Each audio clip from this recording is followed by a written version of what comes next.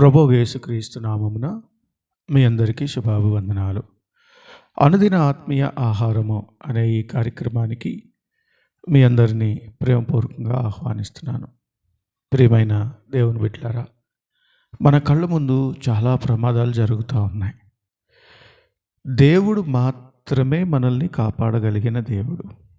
చాలాసార్లు మనం ఆదమరిచి మన పనుల్లో మనం బిజీ అయిపోయి ఎక్కడో మనము ఏం జరుగుతుందో కూడా తెలియలేని పరిస్థితుల్లో చాలాసార్లు ఉండుండొచ్చు.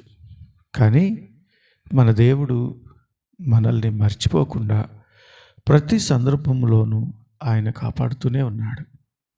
మన చిన్నపిల్లలు చాలాసార్లు బయట ఆడుకుంటూ ఉంటారు. చెప్పలేం ఏ వాహనం వస్తుందో, ఎలాంటి యాక్సిడెంట్ జరగబోతూ ఉందో. తురుటిలో తప్పిన ప్రమాదాలు ఎన్నో. కీర్తనల గ్రంథం 121 3, 4, 5 చదువుతున్నాను చూడండి. ఆయన నీ పాదము తొట్రిల్లనియ్యడు, నిన్ను కాపాడువాడు కునుకడు. ఇజ్రాయేలును కాపాడువాడు కునుకడు, నిద్రపోడు. యెహోవాయే నిన్ను కాపాడును, నీ కుడి ప్రక్కన యెహోవా నీడగా ఉండును. ప్రియమైన దేవుని బిడ్డలారా, మన దేవుడు మనల్ని కాపాడేటువంటి దేవుడు. ఈ లోకంలో దేవుడు మనల్ని కాపాడకపోతే ఈ పాటికి ఎప్పుడో నశించిపోయేవాళ్ళం మనం.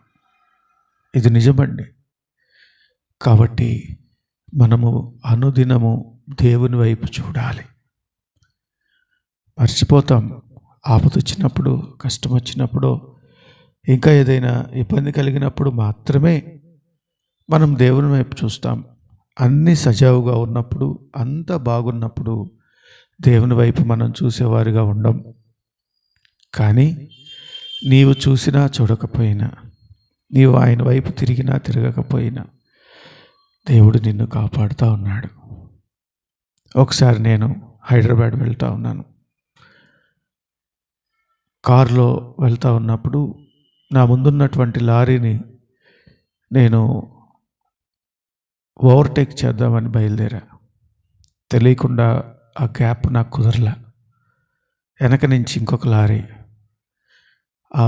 నన్ను కొట్టేసరికి ఆ కారు వెళ్ళి ఏదైతే ఓవర్టేక్ చేయబోతున్నానో ఆ లెఫ్ట్ సైడ్ దానికి తగిలింది. అలా 2-3 సార్లు ఆ 2 లారీల మధ్య ఆ కారు అటు ఇటు తగిలింది.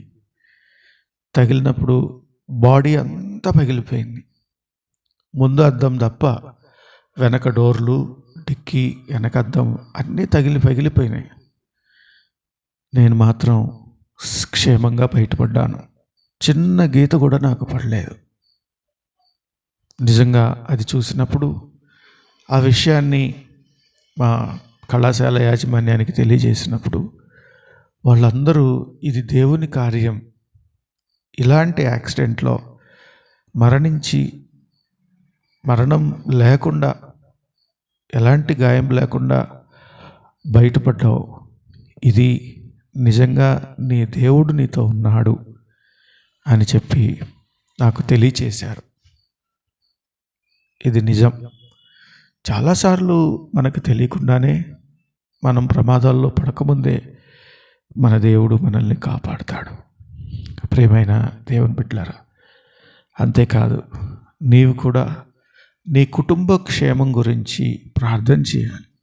నీ బిడ్డలు ఎక్కడున్నారో, నీ తల్లిదండ్రులు ఎక్కడున్నారో, నీ తోటి సహోదరులు ఎక్కడున్నారో, నీ సంఘస్థులు ఎక్కడున్నారో వారి గురించి నీవు ప్రార్థన చేయాలి. ప్రభువా, వారికి క్షేమం దయచేయి.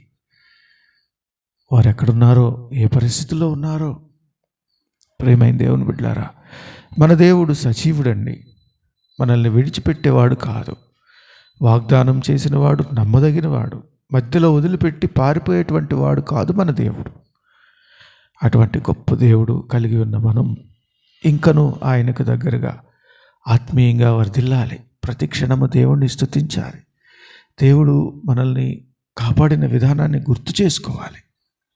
నమ్మకంగా ఉండాలి. అనేక మందికి సాక్షిగా మనం నిలబడాలి. దేవుడు ఈ మాటలు దీవించి ఆశీర్వదించి కాపాడునుగాక. తలలు వంచండి, చిన్న ప్రార్థన చేసుకుందాం. పరిశుద్ధుడా, ప్రేమ కలిగిన తండ్రి, గొప్ప దేవా, నీ పాదాలు కొందనాలు. నీ బిడ్డలు ఎవరైతే ఈ వాక్యం వింటా ఉన్నారో అనేక మార్లు భయంకరమైన ప్రమాదాల్లో, పరిస్థితుల్లో ఆయన చిక్కుబడిన స్థితిలో కూడా మమ్మల్ని సజీవులుగా ఉంచిన దేవా, నీకు వందనాలు. నిజమే ప్రభువా, ఇశ్రాయేలును కాపాడువాడు కొనుకడు, నిద్రపోడు.